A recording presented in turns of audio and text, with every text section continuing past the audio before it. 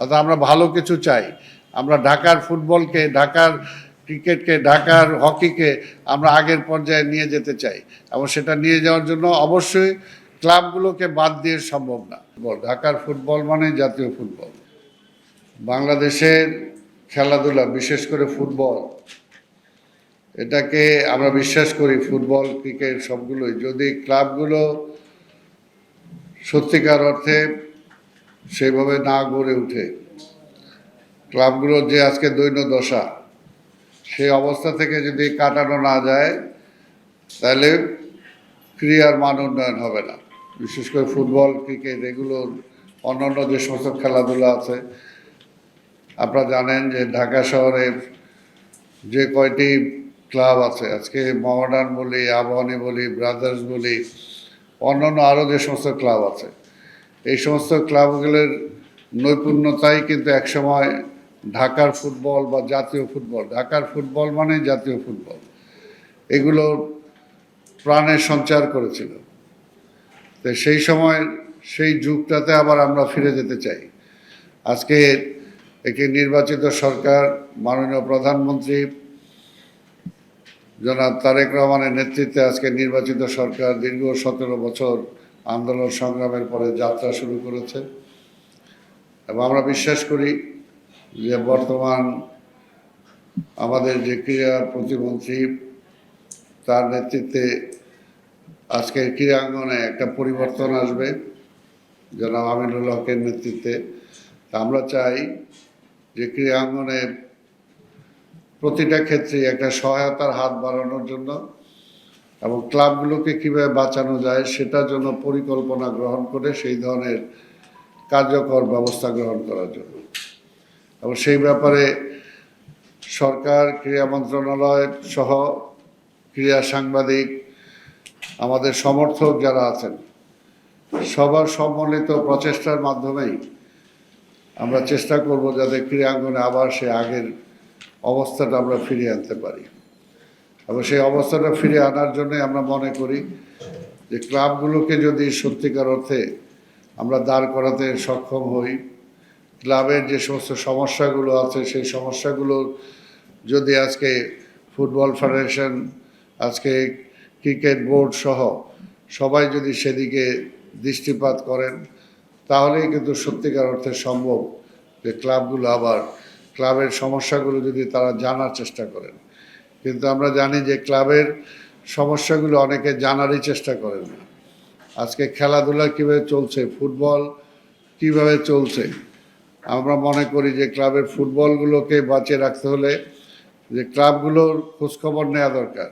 আজকে football federation যদি আজকে তার সেই দায়িত্বটা পালন না করে যে আজকে ক্লাবগুলো কীভাবে চললো, ক্লাবগুলো চলছে কি না, ক্লাবগুলোকে আর্থিক কীভাবে সহযোগিতা করা যায়, নতুন নতুন খেলোয়াড় কীভাবে সৃষ্টি করা যায়, সেটার জন্য ক্লাবের কী দায়িত্ব আর ক্লাবগুলোকে কতটুকু আমরা সাহায্য করতে পারি, সেটা আমরা বিগিনিং থেকে এখানে যারা আছি, আমরা কেউ সংগঠক, কেউ খেলোয়াড়, আপনারা দেখেছেন যে কিভাবে একসময় আপনারা সবাই এই ক্রীড়াঙ্গনের সেই পুরাতন অবস্থা থেকে জড়িত। আপনারা আগের অবস্থাও দেখেছেন আর বর্তমান অবস্থাও দেখছেন। যেভাবে ফুটবল চলছে এটাকে কোনোভাবেই আজকে এটাকে চলা বলে না।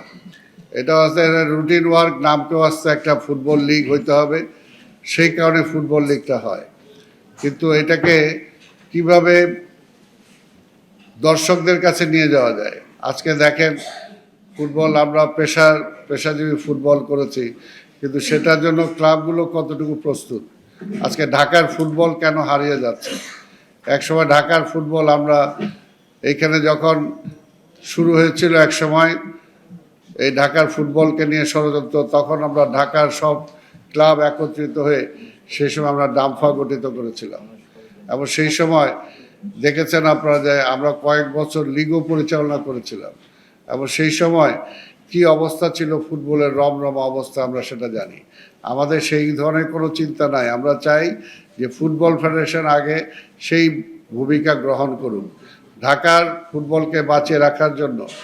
আজকের জাতীয় স্টেডিয়াম, সেখানে কেন খেলা হয় না?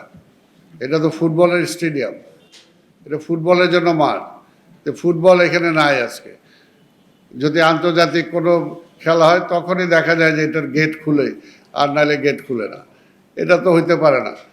আজকে ফুটবলকে যদি তার সত্যিকার অর্থে ডেভেলপ করতে হয়, দর্শকদের সমর্থন ছাড়া কোনোভাবেই তো ফুটবলটা সেই পর্যায়ে যাবে না। তো সেটার জন্য আমরা চাই যে জাতীয় স্টেডিয়ামে কিভাবে ফুটবল হতে পারে সেটার জন্য পরিকল্পনা গ্রহণ করবেন এবং ক্লাবগুলোকে সেখানে খেলার সুযোগ করে দিবেন। আমাদের কমলাপুরে যে স্টেডিয়াম আছে সেই স্টেডিয়ামটাও আমরা ব্যবহার করতে পারি না। তাহলে এই সমস্ত স্ট্রাকচার আছে কেন? এগুলো খেলাধুলার জন্যই আছে। কাজে আমরা ক্রীড়ামন্ত্রীর দৃষ্টি আকর্ষণ করব যে উনি নিজে খেলোয়াড় ছিলেন, এই দেশে বাংলাদেশের ফুটবলের নেতৃত্ব দিয়েছেন, ক্যাপ্টেন ছিলেন। তা আমরা আশা করব যে তার এই সময় যুগোপযোগী সিদ্ধান্ত তিনি গ্রহণ করবেন। আমাদের জাতীয় স্টেডিয়াম কমলাপুর স্টেডিয়াম যাতে ঢাকার ফুটবল লিগের জন্য আমরা ব্যবহার করতে পারি, সেটার জন্য যারা আমরা প্রধানমন্ত্রী বলেছেন স্পোর্টসের সহযোগিতা করতে চান, তিনি আমাদের সহযোগিতা চান, তাই আমরাও ওনাকে সহযোগিতা করতে চাই। আমরাও চাই যে আজকের খেলাধুলাকে আবার সে আগের পর্যায়ে নিয়ে যেতে, এবং সেটা সম্ভব যদি ঢাকার এই দুইটা স্টেডিয়াম আজকে আমাদের ক্লাবের ফুটবলগুলোর জন্য খুলে দেওয়া হয়। আজকে এখানে কেন মোহামেডান খেলতে পারবে না, কেন আবাহনী বা ব্রাদার্স বা ফকিরপুর বা আরামবাগ বা রহমতগঞ্জ বা আরও যে সমস্ত টিম আছে সেগুলো খেলতে পারবে না? এটা তো আমার মনে হয় আপনারাও প্রশ্ন করা উচিত যে এই সমস্ত জায়গায় আজকে কি হয়। সেই আজকে নারায়ণগঞ্জ যায় খেলতে হবে, মুন্সিগঞ্জে যায় খেলতে হবে, হ্যাঁ, কুমিল্লা যায় খেলতে হবে, এবং সেই জায়গায় ম্যানেজমেন্ট এমন যে সেখানকার মাঠের জন্য আবার ভাড়াও দিতে হবে ক্লাবগুলোকে। সেখানে মাঠে যে দিবে, চুন কাম করবে, সেই চুনের টাকাটাও পর্যন্ত ক্লাবকে দিতে হবে। এবং ফটোকপি একটা প্রেস রিলিজের জন্য একটা ফটোকপি করবে, সেটার জন্য তাকে টাকা দিতে হবে, 80 টাকা দিতে হবে। তো এইভাবে তো অর্থাৎ এটা তো একটা হইতে পারে না। এটাকে ফুটবল ফেডারেশনের দায়িত্ব হলো আজকে ক্লাবগুলো কিভাবে বেঁচে থাকবে সেটার জন্য চেষ্টা করা, ফুটবল ক্লাবগুলো কীভাবে নতুন খেলোয়াড় তৈরি করতে পারে সেটার জন্য চেষ্টা করা। তো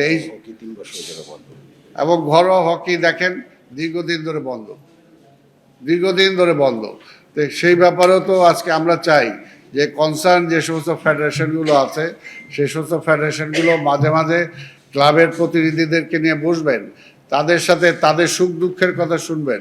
আগে ফেডারেশন থেকে ক্লাবগুলো বিভিন্ন সময় টাকা সাহায্য পাইতো, এখন তো বোধহয় হয় না, কোনো 1 টাকাও দেওয়া হয় না।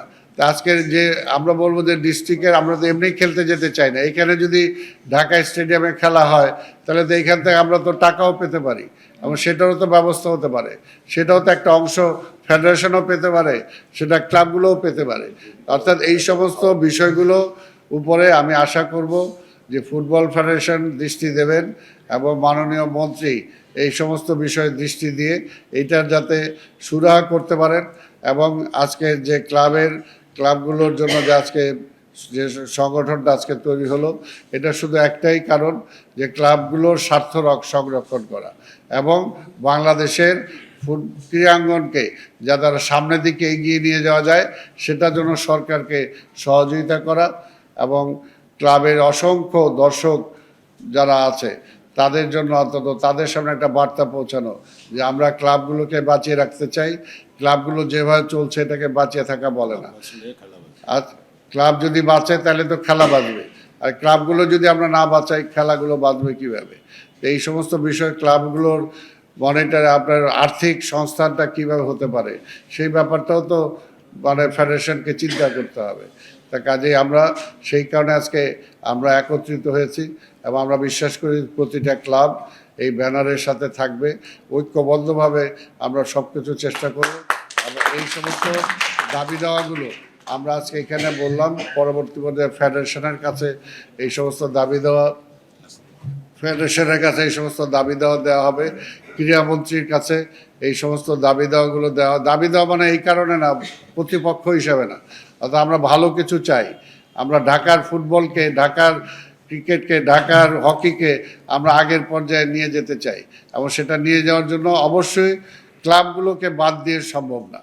ক্লাবগুলোকে বাদ দিয়ে, আর ক্লাবগুলো ঢাকার ক্লাব, বিশেষ করে ঢাকা, চিটাগাং, রাজশাহী, এই সমস্ত জায়গার ক্লাবগুলোকে বাদ দিয়ে আপনি কখনোই খেলাধুলার আপনার প্রসার ঘটাতে পারবেন না, নতুন খেলোয়াড় সৃষ্টি করতে পারবেন না।